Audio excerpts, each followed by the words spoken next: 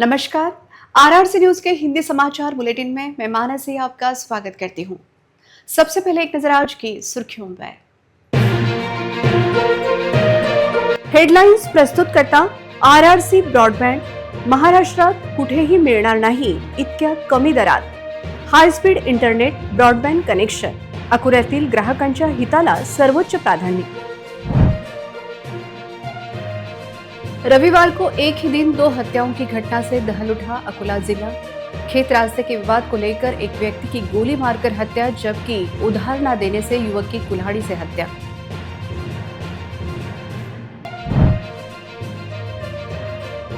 Food and drug विभाग की मालेगांव में गुटखा तस्करों पर बड़ी कार्रवाई। 18 लाख रुपए का गुटखा बरामद कर गुटखा तस्करों के खिलाफ केस दर्ज। आखिर क्या चल रहा है डॉक्टर पंजाबराव देशमुख कृषि विद्यापीठ के भीतर? कृषि विद्यापीठ के भ्रष्टाचार का राज्य सरकार ने करना चाहिए सोशल ऑडिट।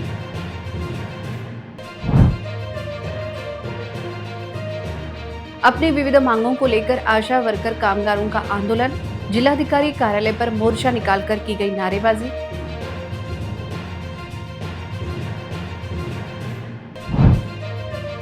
अगले गुरुवार से आरंभ होगा मराठी भाषिकों का श्रावण महीना।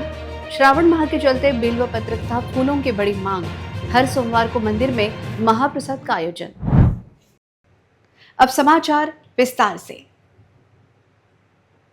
रविवार का दिन जिला वासियों के लिए दो बुरी खबरें लेकर आया। खेत रास्ते के विवाद को लेकर निम्मे मालोकार में एक व्यक्ति की गोली मारकर हत्या की गई, जबकि दूसरी घटना शहर के समीप घुसर गांव में हुई। यहां उधार में किराना सामान न मिलने से बौखलाए एक शराबी ने कुल्हाड़ी से एक युवक की हत्या कर दी। इन दोनों ही घटनाओं के कारण जिले में सनसनी मच गई है। रविवार 9 अगस्त को जिले में एक ही दिन दो हत्याकांड की घटना सामने आने से पूरे जिले में एक ही हड़कंप मच गया है। पहली हत्या की घटना बालापुर पुलिस थाने की सीमा में आने वाले निम्बी मालोकार में हुई।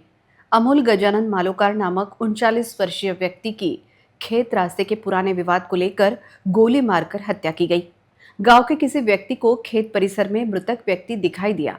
पास जाने के बाद पता चला कि उसकी मौके पर ही मौत हो गई है। घटना की खबर फैलते ही पूरे गांव में खलबली मच गई। घटना की जानकारी मिलते ही पुलिस भी घटनास्थल पहुंची थी। जानकारी के अनुसार मृतक अमोल मालोकार रविवार को अपने खेत में था। इस दौरान हमलावर के साथ उसका विवाद हुआ। देखते ही देखते विवाद इतना अधिक बढ़ा कि बंदूक से उस पर फायरिंग की गई, जिसमें मृतक ने मौके पर ही दम तोड़ दिया। घटनास्थल पर कारतूस भी बरामद किए गए। घटना के बाद आरोपी मौके से फरार हो गया। मृतक के शव को पोस्टमार्टम के लिए अकोला के शासकीय मेडिकल कॉलेज में रवाना कर दिया गया था। आरोपी की तलाश में क्राइम ब्रांच तथा बालापुर पुलिस जुट गई है। पुलिस की जानकारी के अनुसार आरोपी का नाम उजागर हो गया है। जल्द आरोपी पकड़ा जाएगा, ऐसा विश्वास जिला पुलिस अधीक्षक ने व्यक्त किया। गाव आहे बालापूर पोलीस स्टेशनची हदमध्ये इथे एक 4 वाजताच्या दरम्यान अशी घटना घडली आहे की एक अमोल मालोकार नामक मृतक व्यक्ती आहे जवळपास 40 वर्षाचा गोळी मारून त्याची हत्या केलेली आहे असं प्राथमिक आम्हाला माहिती भेटली आहे आणि ते दिसत पण आहे स्पॉटवरून। आमचे पूर्ण फॉरेन्सिक व्हॅन इथे आलेली आहे। तपासचे इथे वेगळे पथक आलेले आहे। लोकल क्राईम ब्रांचचा, पोलीस स्टेशनचा, एसडीपीओचा मी सुद्धा इथे भेट दिलेली आहे आणि व्यवस्थित बघितलेलं आहे। जे काही तपास पथक आहे त्यांना व्यवस्थित निर्देश दिलेले आहे। प्राथमिक असं माहिती आहे की 2 शेतामध्ये शेत रस्त्याच्या वादातून एक काही घटना अशी घडलेली आहे आणि जे मृतकचे भाऊ आहे त्यांचा संशय त्यांचेच नातेवाईकवर आहे। तर एकाच कुटुंबाची एक घटना घडू शकतात असं एक माहिती आहे। परंतु आम्ही आता हे एकदम प्राथमिक माहिती आहे। व्यवस्थित आम्ही याचा आता एफ-आय-आर नोंदवून व्यवस्थित पुढची कारवाई करणार आणि जे काही याच्यामध्ये आरोपी आहे, जे स्पॉटवर होते, ज्यांनी या घटनेमध्ये म्हणजे जे शामील होते, किमान काही कॉन्स्पिरसी होती का, हे आम्ही बघणार आणि व्यवस्थित आरोपीला अटक करून हे केसमध्ये दोषसिद्धी झाली पाहिजे, या हिशोबाने याचा तपास आम्ही आता करणार आहोत। सर किती राउंड फायर झाले? 6 राउंड फायर झालेला आहे। प्राथमिक असे एक आम्हाला एक स्पॉटवरून दिसलेला आहे। वहीं दूसरी हत्या की घटना शहर के समीप अकोटफाइल पुलिस थाने की हद में आने वाले घुसर गांव में रात 11 बजे के दौरान हुई। गांव में किराना दुकान व्यवसायी 23 वर्षीय कुलदीप श्रीकृष्णा तारापुरे की हत्या की घटना से पूरे गांव में खलबली मच गई है। कुलदीप तारापुरे की गांव में किराना दुकान है। नशे में धुत 40 वर्षीय शिलवंत श्री कृष्ण गोपनारायण रात के समय उधार में किराना सामान मांगने लगा। तब कुलदीप तारापुरे उधारी में सामान देने से इनकार कर दिया, जिससे बौखलाए शिलवंत गोपनारायण ने कुल्हाड़ी से उस पर हमला कर दिया। यह हमला इतना जबरदस्त था कि कुलदीप की मौके पर ही मौत हो गई। घटना की जानकारी मिलते ही अकोटफैल पुलिस घटनास्थल पहुंची थी। पुलिस ने आरोपी शिलवंत गोपनारायण को तुरंत गिरफ्तार किया तथा मृतक के शव को पोस्टमार्टम हेतु सर्वोपचार अस्पताल रवाना किया। घटना के कारण पूरे गांव में खलबली मच गई है। घटना को लेकर अकोटफैल पुलिस स्टेशन के थानेदार ने जानकारी दी। इन दोनों ही हत्याओं की घटनाओं से पूरे जिले में सनसनी फैल गई है। 24 घंटे में 2 हत्याओं की घटना होने से अपराधियों में पुलिस का डर बचा है या नहीं, यह सवाल भी निर्माण हो रहा है।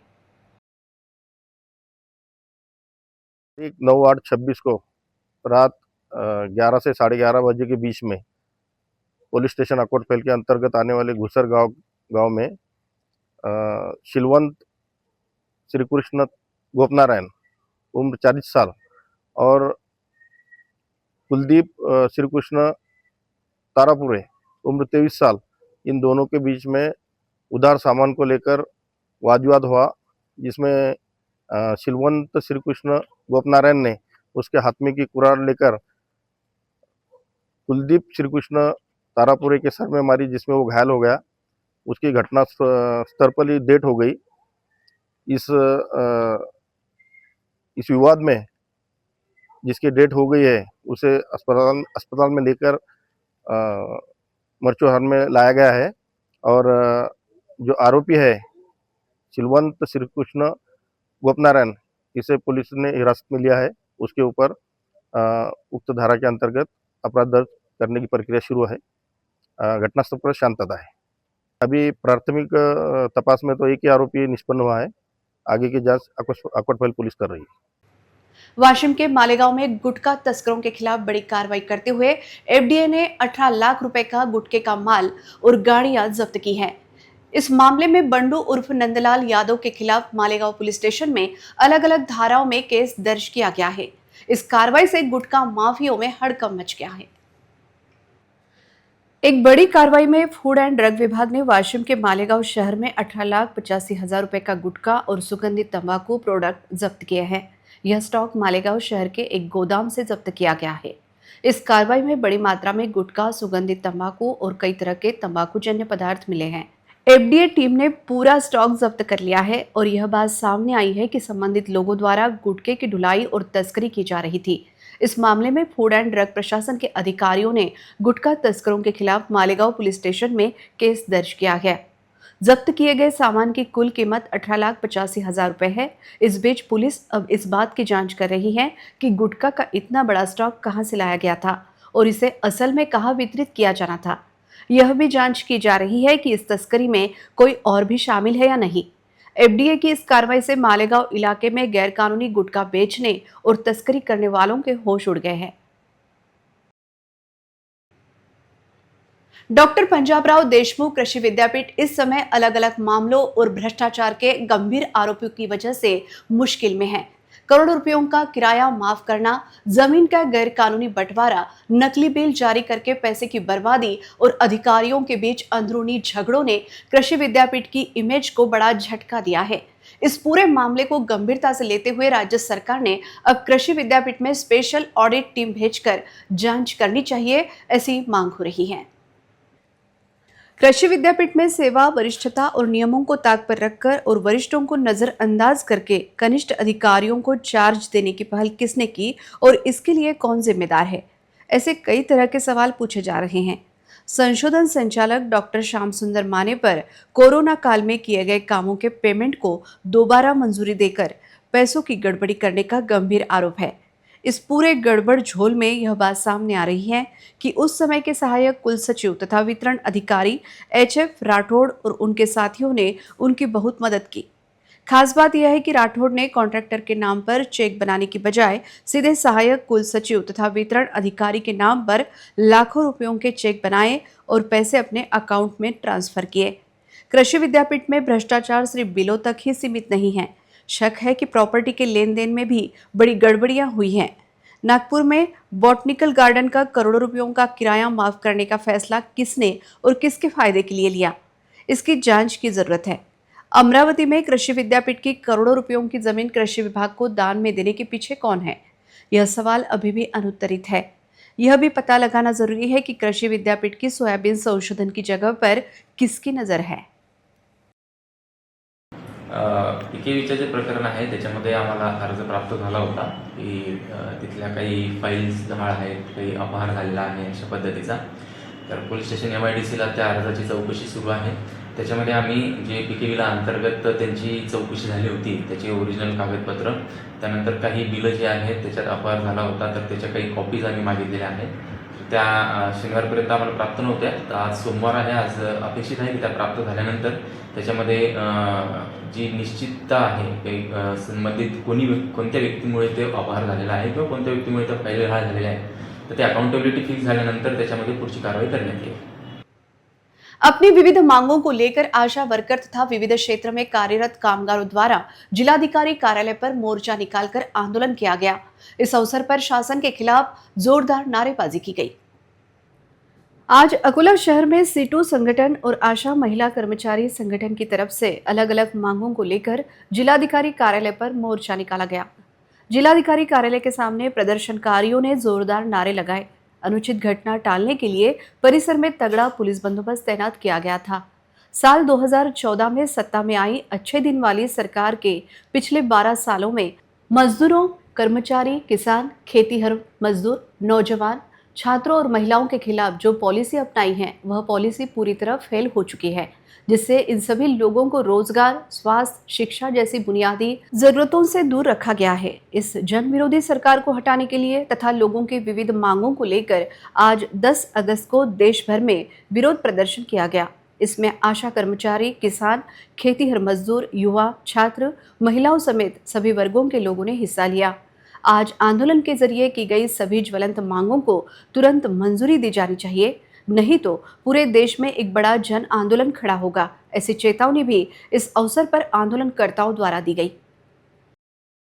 आज CITच्या देशव्यापी संपात अकोला जिल्ह्यातील सर्व योजना कर्मचारी सहभागी झाले आहेत। त्यामध्ये प्रमुख मागणी अशी आहे की सर्व योजना कर्मचाऱ्यांना शासन सेवेत कायम करून घ्यावे आणि त्यांना सर्व शासकीय सेवा जसं PF, ग्रॅज्युएटी, पेन्शन, सामाजिक सुरक्षा इत्यादी लागू करण्यात यावे। शेतकरी, शेतमजूर यांचे पीक विमा सरसकट माफ, पीक विमा कर्ज सरसकट माफ करावे आणि विद्यार्थ्यांच्या भविष्यासाठी त्यांना सहकार्य करावे। गुरुवार से मराठी भाषिकों का श्रावण माह शुरू हो रहा है। वहीं आज हिंदी भाषिकों का दूसरा श्रावण सोमवार था।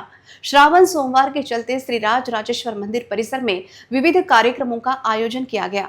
सुबह से ही मंदिर परिसर में श्रद्धालुओं की भीड़ लगी थी। श्रावण माह के चलते सभी फूल प्रसाद विक्रेताओं के अच्छे दिन आ गए हैं।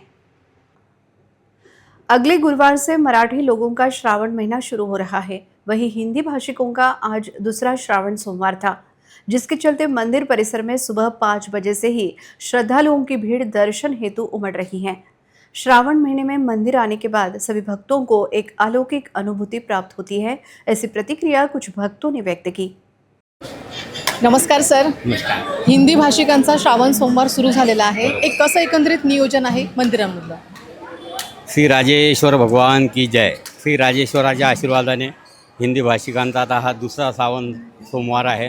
अगदी आपण सुरुवातीपासूनच सगळ्या श्रावण महिन्याची तयारी केली, मंदिरावर सगळी रोषणाई केली, पिण्याच्या पाण्याची व्यवस्था केली, पाय धुण्याची बाहेर चप्पल स्टँडपासून अगदी बारीक नियोजन केलं। विशेषतः रांगांमध्ये महिला पुरुष हे वेगवेगळे केले, जेणेकरून गर्दी होणार नाही आणि सगळ्या भक्तांना सूचना असतातच की बाबा तुम्ही सगळे आपापले दागदागिने, पर्स, मोबाईल, लहान मूल सांभाळून ठेवावे। अशा पद्धतीची जी प्राथमिक हे आहे तयारी ती सगळी केलेली आहे। आता 13 तारखेपासून म्हणजे आता याच्या पुढचा जो श्रावण सोमवार आहे तो हिंदी आणि मराठी असा दुहेरी राहणार आहे, त्यामुळे याच्यापेक्षा खूप गर्दी वाढणार आहे। तर त्याही पद्धतीने सगळं नियोजन बारीक तैयार करना शुरू है। अच्छा लग रहा है और यहाँ पर जो वातावरण रहता एकदम आध्यात्मिक वातावरण है यहाँ का, और यहाँ आने के बाद एकदम आदमी की मन स्थिति जो है वो बदल जाती है।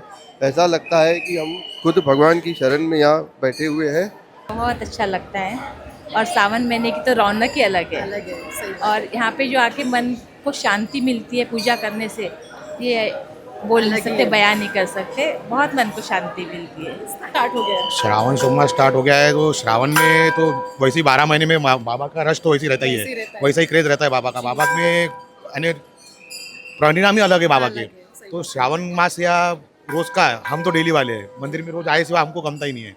छान, एकदम प्रसन्न वाटतं. आता तर श्रावण सोमवार सुरू झाला तर अजून पण जास्त प्रसन्न वाटतं. गर्दी खूप वाढली आहे मेन म्हणजे ते सध्या. आतापर्यंत म्हणजे हमेशा गर्दी नाही व्हायची, संडेला तर असतेच म्हणा, पण आता श्रावण सोमवारामुळे अजून गर्दी, खूप सारे भक्त, खूप चांगली एनर्जी, पॉझिटिव्ह एनर्जी, खूप छान वाटतं. मंदिर परिसर में हार, फूल तथा प्रसाद विक्रेताओं की दुकानें हैं। पिछले कई वर्षों से यह विक्रेता यहाँ व्यवसाय कर अपनी आजीविका चलाते हैं, लेकिन श्रावण महीना शुरू होते ही इन सभी विक्रेताओं के अच्छे दिन आते हैं। सबसे ज़्यादा मांग बिल्व पत्र की होती है, लेकिन पिछले कुछ दिनों से शहर में आयोजित पंडित प्रदीप मिश्रा की शिव कथा के बाद अब दुर्लक्षित धतूरे के फूल, शमी पत्र, हरियाली आदि की मांग काफ़ी बढ़ गई है। ऐसी प्रतिक्रिया देते हुए इन फूल विक्रेताओं ने कहा कि इस वर्ष फूल काफ़ी महंगे हैं, बावजूद इसके श्रद्धालु इसे खरीदते हैं। इसी व्यवसाय के भरोसे हमारा व हमारे परिवार का उदर निर्वाह होता है। फुलांची विक्री चांगली आहे, पण फुलांचे भावही चांगले आहे. ते आपण 12 महिने चालतो, त्याच्यापेक्षा श्रावण महिना कसा असते योग्य असते आणि 2 पैसे शिल्लकच मिळतात, तर पैशाची आमदानी चालूच राहते. हां, आणि समाधानी बोले बाबाची कृपा आहे. पण तसं हे 1.5 महिना कसं असते एकदम आमच्यासाठी सोन्याहून सुहागा असते. हां, तर याच्यात भरभराटच राहते. सध्या झेंडूचे फुलं स्वस्त आहेत आणि गुलाब महाग आहे. हां, तर उद्याची पूजा आहे तर त्याच्यासाठी गुलाब महाग आहे आणि गुलाब 300-350 रुपये किलो चालला. उद्या कसं आहे, कोणी गुलाबाची फुलं, ते धतुऱ्याचे फुलं आणि सेमी पत्रे वगैरे चढवते, तर ते पार्थिव शिवलिंगची पूजा म्हणतात त्याला, ते आहे उद्या. ताई बघा, मी सगळ्यात पहिली इथं राहायला आली तर माझ्याजवळ काहीच नव्हतं. माझ्यावर सगळी राजेश्वराची कृपा खूप काही. रोडवर मी पोतं टाकून बसायची, आज देवांमुळे मला या दुकानाची मालकीण बनवलं. खूप काही चांगलं, माझा हाच बिझनेस आहे. मला 2 मुली आहे, 1 मुलगा आहे, सगळेजण हेच काम करतात. हो आहे, दरवर्षी अजून वाढत जाते. आणि उद्याचा जो प्रोग्राम आहे की नाही मिश्राजीचा, त्याच्याबद्दल तर सांगूच शकत नाही आम्ही. एका दिवशी आम्ही भरपूर पैसे कमावतो, खूप सारं. म्हणजे गुलाब, हे धोत्र्याचे फळं, याला कोणी पहिले विचारत नव्हतं. आता आम्ही 10 रुपये 5 रुपये नोट विकतो. कधी कधी कमी असले तर 10 रुपयाचा, नाही तर 5चा. आणि पेढे पण माझे 8 दिवसाला 20 किलो विकते. हर सोमवार को श्री राज राजेश्वर मंदिर में महाप्रसाद का आयोजन किया जाता है। यहाँ आने वाले सभी भक्तों के लिए महाप्रसाद का वितरण किया जाता है। सुबह से ही महाप्रसाद बनाना आरंभ हो जाता है। सुबह 11 बजे की आरती के बाद ही उपस्थित सभी श्रद्धालुओं को महाप्रसाद वितरित किया जाता है। यह महाप्रसाद मिलना भी बड़े भाग्य की बात है, ऐसी प्रतिक्रिया कुछ श्रद्धालुओं ने दी। तर माहिती आहे का, आम्हाला इथं यायची खूप इच्छा होती 4 वर्षापासून. तुरखेडचा आम्ही. हो, तर आम्हाला आमची 4 वर्षापासून खूप इच्छा होती इथं यायची.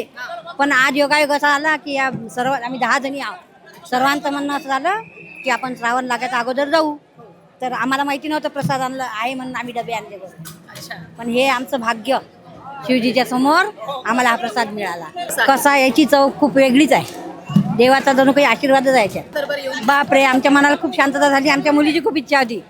आमच्या मुलीची खूपच इच्छा होती. हिने ते पशुपतीचं व्रत केलं ना, तर तिचा आता मागचाच शेवटचा सोमवार झाला. तिचं बाकीची भाग्य की तिला आता शेवटचा सोमवार झाल्याबरोबर यायला भेटलं. अगले गुरुवार से मराठी लोगों का श्रावण महीना आरंभ हो जाएगा और तब देखना मंदिर में कितना जनसागर उमड़ता है, क्योंकि अभी से ही शहर के सभी शिव भक्त मंडलों द्वारा कावड़ और पालकी की जोरदार तैयारी शुरू की गई है। आगामी चारों ही श्रावण सोमवार को शहर में हर बोला महादेव तथा बम बम भोले की जयघोष से गूंज उठेगा।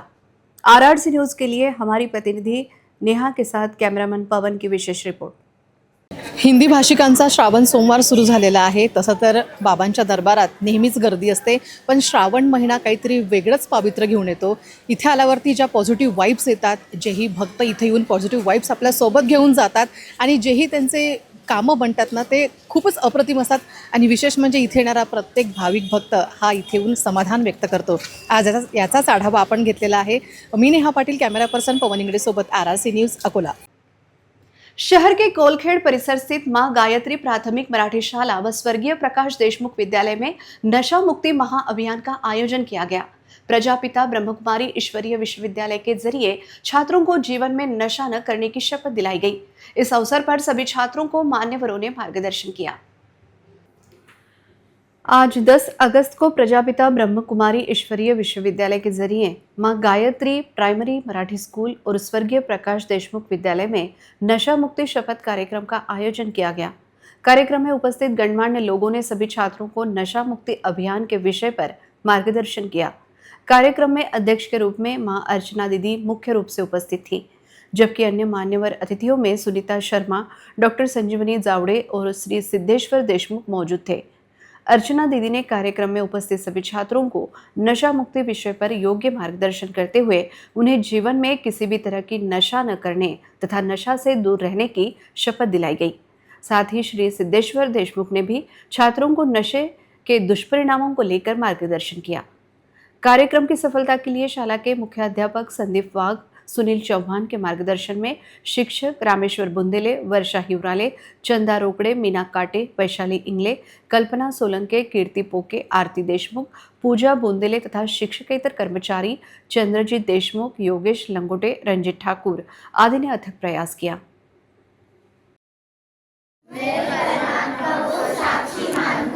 ये संकल्प करती हूँ मैं किसी भी प्रकार के नशे से स्वयं को दूर रखूंगा। मैं स्वस्थ मूल्यनिष्ठ एवं सकारात्मक जीवन शैली अपनाऊंगा।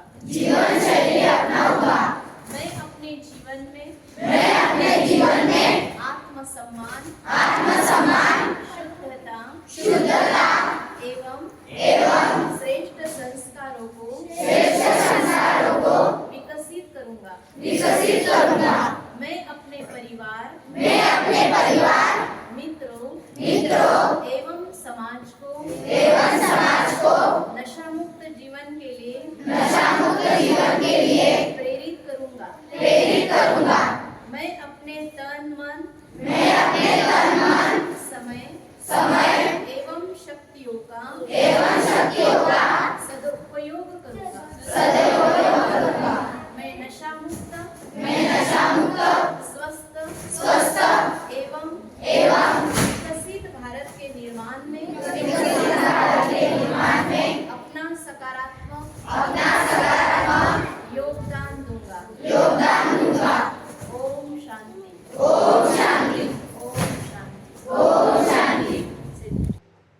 अकोला में आयोजित सावन झूलनोत्सव एवं 18वें श्री श्याम एकादशी संकीर्तन के भव्य आयोजन में भक्तों ने झूला घाला बैठा है खाटू वाला जैसे भजनों पर उपस्थित श्रद्धालु जमकर झूमे और नृत्य करते नजर आए।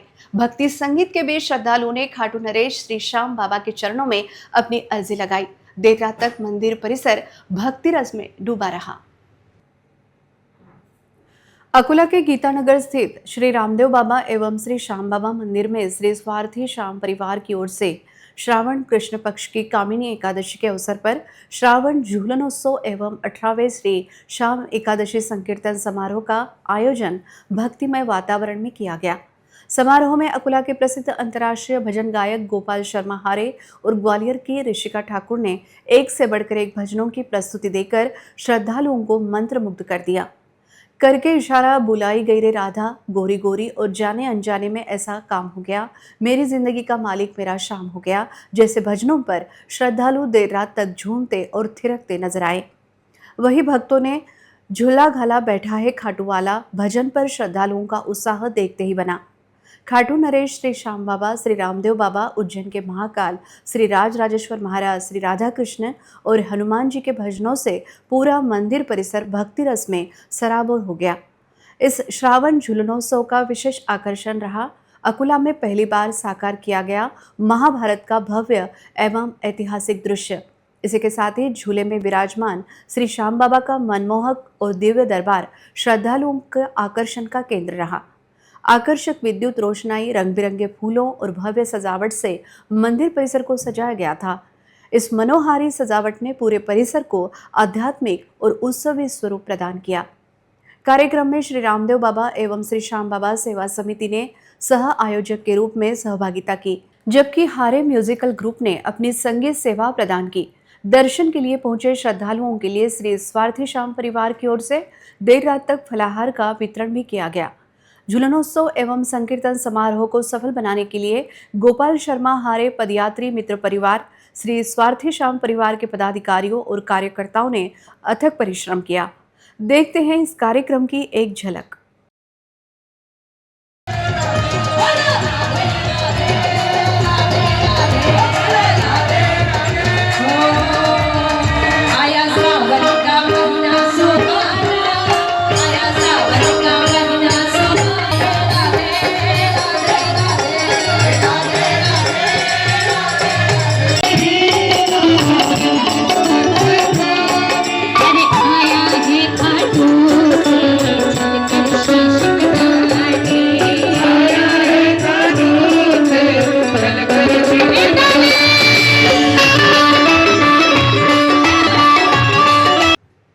अगस्त महीने में अगले 3 महीने का राशन देने का निर्णय आपूर्ति विभाग ने लिया है, लेकिन 3 महीने के बजाय केवल 1 ही महीने का राशन लाभार्थियों को दिया जाए, ऐसा आदेश आने पर राशन दुकानदारों ने अभी तक अनाज का वितरण शुरू ही नहीं किया है, जिसे लेकर लाभार्थियों में नाराजगी व्यक्त हो रही है।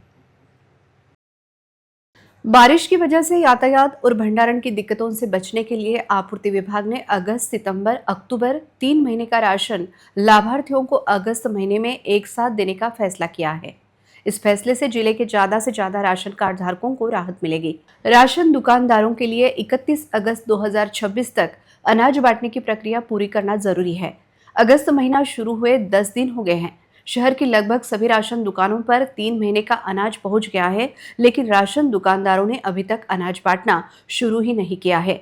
लाभार्थी सुबह से ही शहर की राशन दुकानों के सामने आकर दुकानें खुलने का इंतजार करते हैं, लेकिन दुकानें नहीं खुल रही हैं, इसलिए वे इंतजार कर थक जाते हैं और निराश होकर चले जाते हैं। अनाज क्यों नहीं बांटा जा रहा है, इस बारे में पूछे जाने पर कुछ राशन दुकानदारों ने नाम न बताने की शर्त पर बताया कि आपूर्ति विभाग ने 3 महीने के बजाय सिर्फ 1 महीने का अनाज बांटने को कहा है, लेकिन जब से सभी अखबारों और टीवी चैनलों पर यह बताया गया है कि 3 महीने का अनाज एक ही समय पर मिलेगा, तब 1 महीने का अनाज देने पर ग्राहक हमसे बहस करेंगे, इसलिए हमने अनाज न बांटने का फैसला किया है। जब तक 3 महीने का अनाज बांटने का आदेश नहीं मिल जाता, हम अनाज नहीं बांटेंगे, इसलिए लोगों को अनाज मिलने में देरी हो रही है। इसे देखते हुए सभी लाभार्थी राशन कार्ड आपूर्ति विभाग से अपनी स्थिति साफ करने की मांग कर रहे हैं। अमरावती जिले के परतवाड़ा के कैकाड़ीपुरा परिसर में रविवार शाम को एक भयानक हादसा हुआ। एसी और रेफ्रिजरेटर ठीक करते समय कंप्रेसर सिलेंडर अचानक फटने से प्रवीण डवले नामक मैकेनिक गंभीर रूप से घायल हो गया था, जिसकी आज उपचार के दौरान मौत हो गई। रविवार शाम को कैकाड़ीपुरा परिसर में एयर कंडीशन की मरम्मत करते समय अचानक कंप्रेसर सिलेंडर फटने के कारण मरम्मत कर रहे मैकेनिक प्रवीण डवले गंभीर रूप से घायल हुए थे। इस घटना में उनका पैर टूट गया, जबकि चेहरा भी बुरी तरह झुलस गया था। कमरे में सभी ओर खून फैला हुआ था। डवले को तुरंत अस्पताल में भर्ती कराया गया। सोमवार दोपहर इलाज के दौरान उनकी मौत हो गई। इस घटना से जिनके घरों में एयर कंडीशन लगे हैं, उन लोगों में दहशत फैल गई है। घटना के बाद परिसर के लोगों ने डवले को अस्पताल में भर्ती कराया था। घटना के बाद पुलिस ने मौके पर पहुंचकर जांच की। प्रवीण डवले की हालत गंभीर थी। आखिरकार सोमवार दोपहर को उसकी मौत हो गई। इस घटना से उनके परिसर में मातम छा गया है। हाल ही में लिनेस क्लब ऑफ अकोला की मासिक सभा मराठा नगर स्थित लिनेस प्रियंका पडगिलवार के यश निवास पर संपन्न हुई। इस अवसर पर क्लब के पूर्व अध्यक्ष को सम्मानित किया गया, जिन्होंने अपने कार्यकाल में अपना अमूल्य समय, कार्यनिष्ठा, नए उपक्रम व सामाजिक दृष्टि व बांधिलकी से लिनेस क्लब को आगे बढ़ाया।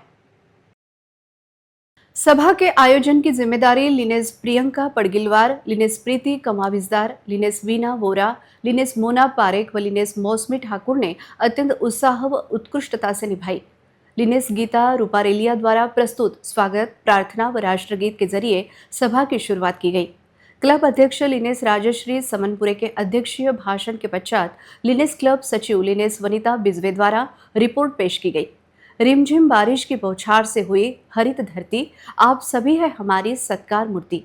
शाल, पुष्प, पौधा का स्वीकार करो, यह विनती इस विचारधारा से लिनेस क्लब अध्यक्ष राजश्री द्वारा हर सम्माननीय अध्यक्षों का सम्मान शाल, फूल एवं पौधे देकर किया गया, जिसमें PDP Lioness Harvinder Kaur Sethi, PDP Lioness Ushaji Baheti, PDP Lioness Ashaji Virwani, PDP Lioness Sunandaji Gupta, PDP Lioness Swatiji Jhunjhunwala, जिलाध्यक्ष लिनेस कल्पनाजी देशमुख, पूर्व अध्यक्ष Lioness Indraniji Deshmukh, Lioness Ushaji Bhaduka, Lioness Archanaji Paturkar, Lioness Chanda दीदी Jaiswal, Lioness Priyankaji Padgilwar, Lioness Ratnamalaji Ruikar, Lioness Indu Tiwariji, Lioness Shobhaji Rathi, Lioness Rajshreeji Deshmukh, Lioness Anitaji Upadhyay, Lioness Deenaji Shah, Lioness मंजुषाताई Deshmukh, Lioness Mamata ji Surya, Lioness Anitaji Upadhyay, Lioness Sulekhaji Gupta, Lioness Anishaji Vakharia, Lioness Induji Tiwari आदि का समावेश था।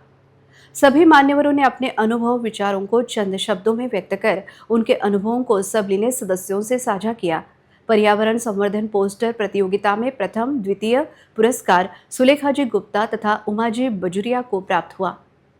एमओसी की जिम्मेदारी लिनेस प्रीति कमाविजदार व लिनेस वनिता बिजवे ने बड़े शानदार तरीके से निभाई। अत्यंत उत्साह के साथ इस मासिक सभा का आयोजन संपन्न हुआ।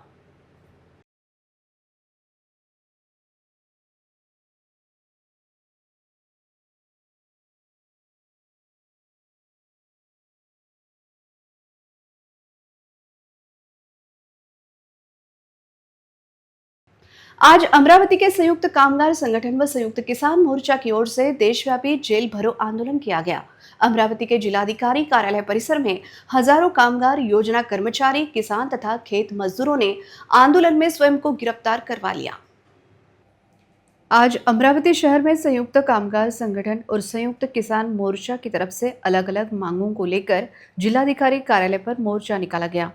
जिलाधिकारी कार्यालय के सामने प्रदर्शनकारियों ने जोरदार नारे लगाए। अनुचित घटना टालने के लिए परिसर में तगड़ा पुलिस बंदोबस्त तैनात किया गया था। मोर्चा के बाद प्रदर्शनकारियों को पुलिस ने हिरासत में ले लिया। साल 2014 में सत्ता में आई अच्छे दिन वाली सरकार के पिछले 12 सालों में मजदूरों, कर्मचारी, किसान, खेतिहर मजदूर, नौजवान, छात्रों और औरतों के खिलाफ जो पॉलिसी अपनाई है, जिससे इन सभी लोगों को रोजगार, स्वास्थ्य, शिक्षा जैसी बुनियादी जरूरतों से दूर रखा गया है। इस जनविरोधी सरकार को हटाने के लिए लोगों की विविध मांगों को लेकर 10 अगस्त को देश भर में विरोध प्रदर्शन किया गया। इसमें मजदूर, कर्मचारी, किसान, खेतिहर मजदूर, युवा, छात्र, महिलाओं समेत सभी वर्गों के लोगों ने हिस्सा लिया। आज आंदोलन के जरिए की गई सभी ज्वलंत मांगों को तुरंत मंजूरी दी जानी चाहिए, नहीं तो पूरे देश में एक बड़ा जन आंदोलन खड़ा होगा। ऐसी चेतावनी भी इस अवसर पर आंदोलनकर्ताओं द्वारा दी गई। शहर के महात्मा फुले नर्सिंग स्कूल में एक नर्सिंग छात्रा का परीक्षा हॉल टिकट इस आधार पर रोक दिया गया कि उसकी फीस बकाया थी। आज सुबह 10 बजे परीक्षा होने के बावजूद हॉल टिकट न मिलने से छात्रा परेशान हो गई थी। संबंधित छात्रा के अनुसार उसकी मां की तबीयत ठीक नहीं है और पिता के न होने से परिवार की आर्थिक स्थिति खराब है। इस वजह से वह फीस नहीं दे पाई। हालांकि उसने कॉलेज को 1 महीने के अंदर फीस देने का लिखित आश्वासन दिया था, लेकिन कॉलेज प्रशासन का कहना था कि छात्रा के बैंक अकाउंट में स्कॉलरशिप जमा कर दी गई है। वही छात्रा का कहना था कि उसे इस बारे में कोई मैसेज नहीं मिला है। इस बीच RRC न्यूज़ के कॉलेज पहुंचने के बाद कॉलेज प्रशासन से बातचीत हुई और उसके बाद छात्रों को परीक्षा का हॉल टिकट दिया गया। लेकिन पत्रकारों के पहुंचने तक हॉल टिकट रोकने का कारण क्या था? लिखित आश्वासन के बावजूद परीक्षा शुरू होने से पहले हॉल टिकट क्यों रोक दिया गया? और मीडिया के दखल के बाद ही हॉल टिकट जारी करने का कारण क्या था? इन सवालों पर अब चर्चा शुरू हो गई है। लेकिन परीक्षा की घड़ी निकट आने तक हॉल टिकट न मिलने से छात्रा की परेशानी काफी बढ़ गई थी। अपने पर हुए अन्याय को लेकर छात्रा ने RRC न्यूज़ को जानकारी दी। मी नर्सिंग महात्मा फुले नर्सिंग कॉलेजची स्टुडंट बोलते की माझी स्कॉलरशिप आली तर सरांना बोलले की मला हॉल तिकीट द्या, तर सर बोलले की आधी स्कॉलरशिप जमा कर, तर ते बोलले की हॉल तिकीट देत नाही। 2 दिवसा पहिले आली होती मी तर माझ्या आईची आजार असल्यामुळे की मी ते स्कॉलरशिप भरू शकली नाही। आज सकाळपासून मी कॉलेजला आले तर त्यांना हॉल तिकीट मागितले तर खूप माझ्या मागे दगदग झाले, मी रडले, तर तेव्हा त्यांनी कुठे दिले ते हॉल तिकीट मला। वाशिम की मानोरा पुलिस ने बकरी चोरी करने वाले एक गैंग का पर्दाफाश किया है। इस मामले में 4 लोगों को गिरफ्तार किया गया है और आरोपियों से 5 बकरियां और जुर्म में इस्तेमाल की गई एक कार समेत 7.5 लाख रुपए मूल्य की सामग्री जब्त की गई है। वाशिम की मानोरा पुलिस ने एक अंतर जिला बकरी चोरी गैंग का पर्दाफाश कर 4 आरोपियों को गिरफ्तार किया है। सीसीटीवी फुटेज के आधार पर पारवा में बकरी चोरी के मामले की जांच करते हुए पुलिस ने आरोपियों को यवतमाल जिले के पुसद तालुका के ब्राह्मण गांव से गिरफ्तार किया। इस बीच आरोपी सतीश श्रृंगारे, करण राठौड़, प्रथमेश पवार और तुषार जाधव से चोरी की गई 5 बकरियां और जुर्म में इस्तेमाल की गई एक कार, जिसकी कीमत कुल 7,49,000 रुपए है। पुलिस ने संभावना जताई है कि गिरफ्तार आरोपियों से अन्य जानवर चोरी के और भी मामलों का खुलासा हो सकता है। यह कार्रवाई थानेदार नैना पोहेकर के नेतृत्व में मानोरा पुलिस स्टेशन की एक टीम ने की। अंत में एक नजर आज की सुर्खियों पर। हेडलाईन्स प्रस्तुत करता RRC ब्रॉडबँड। महाराष्ट्रात कुठेही मिळणार नाही इतक्या कमी दरात high speed internet broadband connection. अकोल्यातील ग्राहकांच्या हिताला सर्वोच्च प्राधान्य। रविवार को एक ही दिन 2 हत्याओं की घटना से दहल उठा अकोला जिला। खेत रास्ते के विवाद को लेकर एक व्यक्ति की गोली मारकर हत्या, जबकि उधार न देने से युवक की कुल्हाड़ी से हत्या।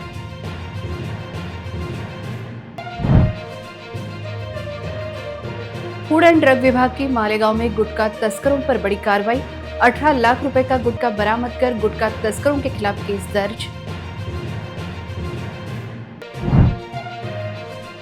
आखिर क्या चल रहा है डॉक्टर पंजाबराव देशमुख कृषि विद्यापीठ के भीतर? कृषि विद्यापीठ के भ्रष्टाचार का राज्य सरकार ने करना चाहिए सोशल ऑडिट।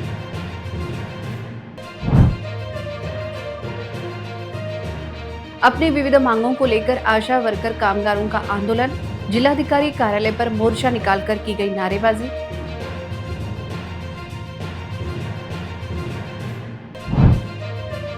अगले गुरुवार से आरंभ होगा मराठी भाषिकों का श्रावण महीना। श्रावण माह के चलते बिल्व पत्र तथा फूलों की बड़ी मांग।